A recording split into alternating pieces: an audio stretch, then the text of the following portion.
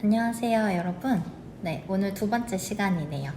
우리 저번 시간에는 인상주의에 대해서 짧고 간략하게 요약하는 시간을 갖고 여러분들 이 클래스 자료 정리하라고 했는데 해봤나요? 오늘은 이어가지고 후기 인상주의가 어떻게 20세기 현대 미술에 영향을 끼치게 됐는지 그 부분에 대해서 공부하는 시간을 갖도록 하겠습니다. 후기 인상주의는 인상주의에서 망가졌던 형태감을 회복시키고 신인상주의가 배제했던 감정을 중시하는 화파입니다. 그렇다고 해서 이 후기 인상주의 화가가 모두 다 똑같은 성향을 보이는 것은 아니고요. 각각의 화가가 추구하고 중시하는 부분에 따라서 다른 방식으로 발전해 나가게 됩니다. 예를 들어서 이 후기 인상주의에는 3명의 대표 작가가 있는데요. 한 명은 세잔, 그리고 한 명은 고갱, 그리고 나머지 한 명은 고흐입니다. 세잔 같은 경우에는 형태를 굉장히 중시했고요. 고흐 같은 경우에는 감정의 표현을 중시했고 고갱은 색을 중시하던 화가였어요. 이렇듯 각각이 추구하는 방식에 따라서 점점 개인만의 미술 세계가 발전하게 되고 이것이 20세기 현대 미술에 영향을 주게 됩니다. 후기 인상주의 화가들의 움직임이 중요한 이유는요, 기존 미술의 틀을 완전히 깨버렸다는 것에 있습니다. 예를 들어서 고전 회화는 무언가를 보고 관찰해서 사실적으로 묘사하는 그림이었잖아요. 인상주의도 표현법에 있어서는 굉장히 새로웠지만 한편으로는 그냥 무언가를 보고 그렸다는 사실에서 벗어나지 못했어요. 하지만 후기 인상주의는 아까 말했다시피 보이지 않는 내면 또는 감정을 표현하기도 하고요. 이런 형태가 갖는 고유한 속성들을 연구하는 과정을 통해서 굉장히 새롭게 표현 방식을 넓혀 나갔다는 특징을 가지고 있습니다. 그러니까 무엇을 그릴 때 보고 그리는 것보다도 그 안에 어떤 것들을 표현하냐가 더 중요해진 것이죠. 그래서 그렇기 때문에 20세기 현대 미술가들은 이 후기 인상주의 작가들의 작품을 보면서 큰 충격을 받았고요. 아, 이게 표현의 대상이 무조건 보고 그리는 것만이 전부는 아니구나. 이런 것들을 깨닫게 되면서 현대 미술이 발전해 나가게 됩니다. 자, 이제 여러분, 세잔, 고흐, 고갱 이 3명의 후기 인상주의 화가들이 20세기 현대 미술에 어떤 영향을 끼치게 되는지 한번 알아보도록 합시다.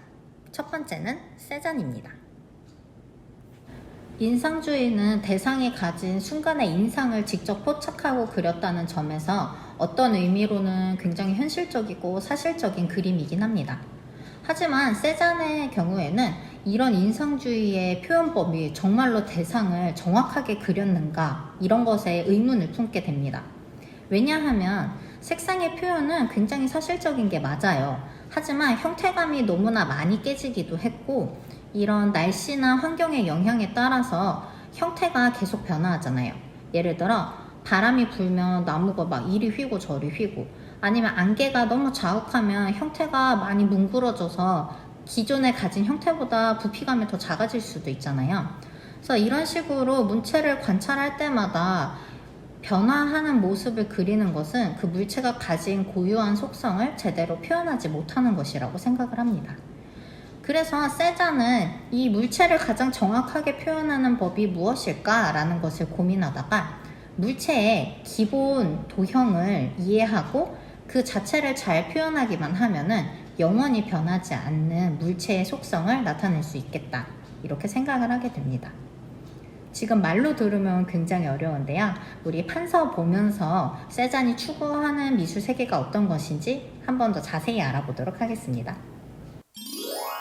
세잔은 형태의 본질을 나타내고자 노력한 화가입니다. 지금 보는 작품은 폴 세잔의 목욕하는 여인들이라는 작품인데요. 그려진 인물들을 보면 형태가 굉장히 단순화되어 있습니다. 머리는 구의 형태로 팔, 다리, 그리고 몸통들은 원통으로 표현하면서 그리는 대상이 가진 가장 기초 형태만을 이용해서 표현했습니다. 이걸 보면 세잔이 보이는 대로만 그리는 것이 아니라 대상의 본질, 즉 구조를 중시한다는 것을 알 수가 있습니다. 우리 다음 작품도 한편 살펴볼까요? 세잔의 정물화인데요. 시각적으로 예민한 친구들은 이 그림의 이상한 점을 포착했나요? 잘 보면 한 화면 안에서 각각의 물체를 보는 시점이 다르게 표현되어 있다는 걸 알 수가 있는데요. 어떤 물체는 위에서 아래로 내려다보면서 보이는 형태로 그리고 다른 물체들은 정면에서 쳐다보는 시점의 형태로 그리면서 한 화면 안에서 굉장히 다양한 시점이 나타난다는 것을 알 수 있습니다. 홀세자는 이런 방식으로 각 물체들을 가장 잘 나타낼 수 있는 모양을 찾아서 표현했다는 것이 특징입니다. 그래서 세잔의 이런 부분들이 20세기 젊은 화가들한테 엄청나게 큰 충격을 주었고요. 이것에 가장 영향을 많이 받은 작가가 여러분들도 가장 많이 알고 있는 피카소입니다.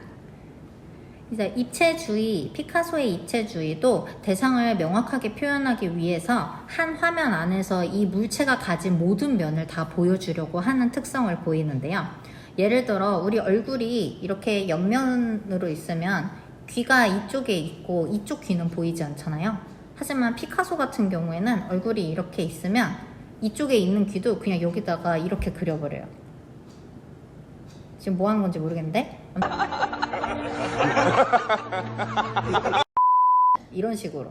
이런 식으로 한 면에서도 뭐 눈은 정면을 보고 있고 코는 옆이고 입은 다 보이고, 그래서 각각의 형태가 잘 나타나는 이런 형태들을 면에다가 다 펼쳐서 보여주는 거예요. 전개도처럼. 이것이 바로 이 세잔의 이런 다시점이 입체주의로 가게 되는 영향관계입니다. 두 번째 작가는 고흐입니다.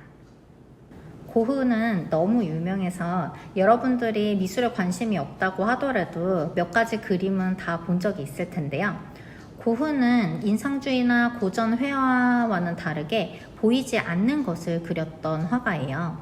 예를 들어서 똑같은 정물을 그리더라도 단순하게 보고 그리는 것뿐만이 아니라 자기의 감정을 표현하고자 노력했던 화가인데요. 고흐 자체가 감정에 충실할 수밖에 없었던 이유는 굉장히 아웃사이더이기도 했고 정신질환이 심하게 있었어가지고 이런 감정을 표출하고자 하는 욕구가 남들보다 더 강했을 수도 있어요. 근데 뭐 이렇든 저렇든 감정이라는 추상적인 것을 이 그림에다가 계속 녹여내고자 하는 이런 활동은 지금까지도 굉장히 그 가치가 높게 평가되는 부분입니다. 대상을 보면서 느끼는 감정이나 예술에 대한 자신의 정열 같은 것들을 과감한 터치, 그리고 과감한 색상 등을 이용해서 표현했다는 것이 바로 이 고흐의 특징입니다. 그래서 여러분들 고흐 하면은 혹시 이런 모습을 떠올리나요? 그래서 고흐는 괴팍하고 굉장히 불안정한 성격을 가졌던 사람이지만 그 와중에도 짱친이 있었어요. 그 짱친이 바로 세 번째 화가인 고갱입니다. 이 고흐랑 고갱은 서로의 작업실을 매일매일 서로 왔다 갔다 할 만큼 짱친이었어요. 하지만 이 둘이 언제나 사이가 좋을 순 없었겠죠. 고흐도 성격 좀 있고 고갱도 성격 좀 있고 이러니까 둘이 자주 싸우기도 했었나 봐요. 그래서 고흐가 이렇게 귀가 잘렸던 이유는요, 고갱이랑 싸우고 나서 자기 화를 참지 못하고 자기의 귓볼을 잘라냈다고 해요. 약간 성격 나오죠? 각 나왔죠 지금. 그래서 아무튼 이 고갱도 고흐와 함께 후기 인상주의의 유명한 작가 중 한 명인데요. 고흐가 감정적인 표현을 중시하는 것처럼 고갱 또한 그 눈에 보이지 않는 내면 아니면 초현실적인 세계를 색으로 표현하고자 한 화가입니다. 그래서 물체를 표현하기 위한 수단으로 색을 사용한 것이 아니고 물체를 표현하려고 하는 게 아니에요. 그래서 대상에 어떤 상징을 부여하기 위해서 색을 사용했어요. 막 노란색을 사용하면 진실, 붉은색으로 내면 세계를 표현, 이런 식으로 색을 이용해서 어떤 의미를 굉장히 부여했던 화가입니다. 그래서 이 그림과 같이 현실과 상상을 한 화면 안에 담아냈고요. 색감도 엄청 과감해지고 원근법도 무시되는 모습을 볼 수가 있어요. 그래서 지금 보는 작품은 설교 후의 환상이라는 고갱의 작품입니다. 작품을 살펴보면 현실의 모습과 상상의 세계가 한 번에 나타납니다. 기도를 하는 사람들의 모습 너머로 천사와 야곱이 씨름을 하는 모습이 보이는데요. 붉은 색면이 펼쳐지면서 상상의 세계가 나타난 듯한 이미지로 색상이 주는 힘을 느낄 수가 있습니다. 그래서 고흐와 고갱이 색을 굉장히 잘 쓰잖아요. 뭐 감정을 표현하거나 내면을 표현하는 방식으로 사용하게 되면서 회화에서 보조적인 수단으로 사용되던 색이 조금 독립을 하게 되는 것입니다.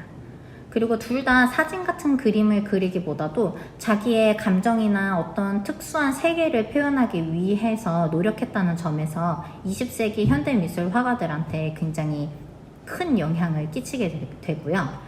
이것은 이후에 표현주의라는 운동에 영향을 주게 됩니다. 이 표현주의는 내면의 감정을 굉장히 중시하는 화파예요. 얼마나 중시하냐면요. 고흐랑 고갱이 중시한 거 그 이상으로 감정을 중시해서 이 감정에 따라 사람이나 아니면 어떤 특정한 물체들의 형태가 완전히 일그러지기도 하고 쫙 늘어지기도 하고 막 흐물흐물해지기도 합니다.